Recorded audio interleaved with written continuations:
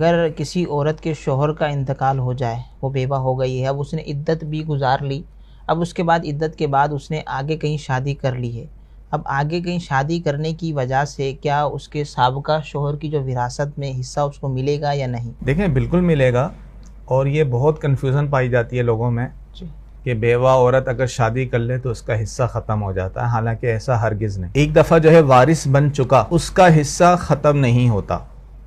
اگرچہ وہ انتقال بھی کر جائے تو اس کا حصہ ختم نہیں ہوگا، بلکہ آگے اس کی اولادوں میں جو بھی وارث بنتے ہیں ان میں تقسیم ہوگا۔ تو لہذا بیوہ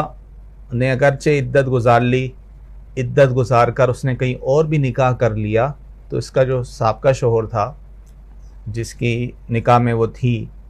اور اس کے نکاح میں ہوتے ہوئے اس کا انتقال ہوا تھا، تو شرعی طور پر اس کا حصہ بنے گا۔ قرآن پاک میں واضح طور پر جو ہے بیوہ عورتوں کا حصہ بیان ہوا ہے سورۃ النساء میں آیت نمبر 12 میں،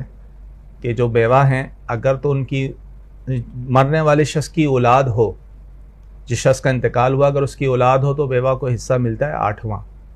اور اگر مرنے والے شخص کی اولاد نہ ہو تو اس صورت میں بیوہ کا حصہ ہوتا ہے 1/4 1/4۔ تو یہ شرعی طور پر حصہ ہے، جو ایک دفعہ وارث بن چکا اس کا حصہ ختم نہیں ہوتا۔ اسی طرح کسی عورت کا انتقال ہوا، جس طرح شوہر کی جائیداد میں بیوی کا حصہ ہوتا ہے،